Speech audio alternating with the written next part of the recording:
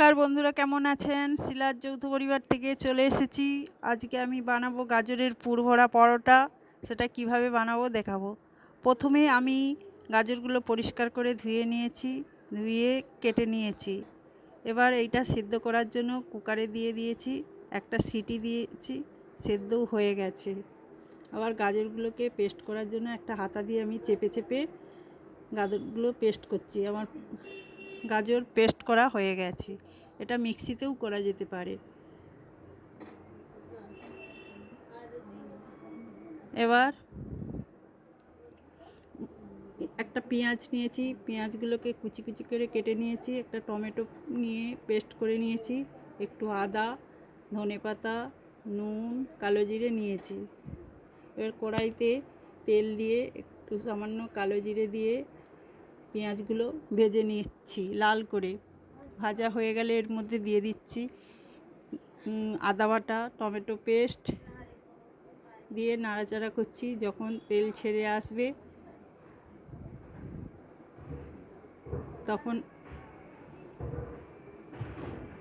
তখন আমি 1 চামচ গুঁড়ো মশলা দিয়ে দেব। এই গুঁড়ো মশলাটাই মশলার সাথে মিশিয়ে নেব। এর উপরে ধনেপাতা কুচনো দিয়ে দেবো। এবং এই মশলাটা, গুঁড়ো মশলাটা আমার বাড়িতেই বানানো।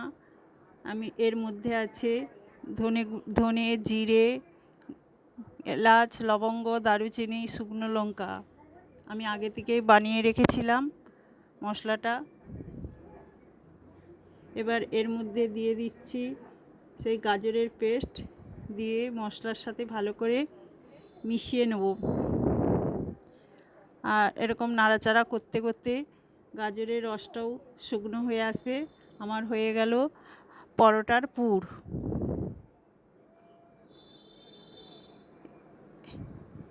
এবার আমি একটা পাত্রে আটা নিয়েছি। আটাতে পরিমাণ মতো নুন, জল দিয়ে মেখে নেব। এটা আপনারা ময়দা ব্যবহার করতে পারেন, আমি আটা ব্যবহার করছি। আমার আটাটা মাখা হয়ে গেছে। এটা ডোটাকে এক ঢাকনা দিয়ে 10 মিনিটের মতো রাখবো।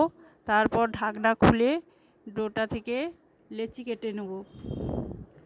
এবার সব লেচিগুলির মধ্যে গাজরের পুর দিয়ে মুখ বন্ধ করে ভালো করে গোল করে করে ভরে নেব।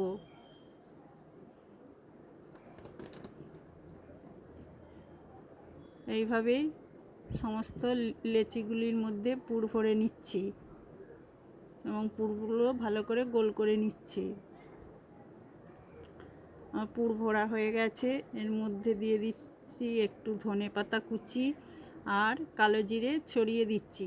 দিয়ে আমি গুঁড়ো দিয়ে এটা বেলে নিচ্ছি।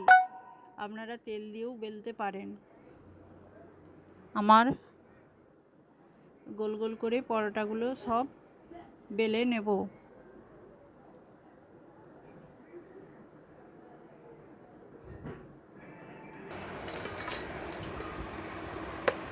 এইভাবে সবগুলো বেলা হয়ে গেছে। এবার আমি গ্যাসেতে একটা চাটু বসিয়ে দিয়েছি।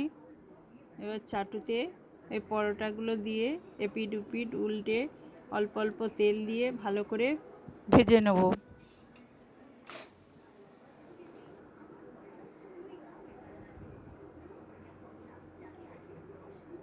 এবার সব প্রায় ভাজা হয়ে এসেছে।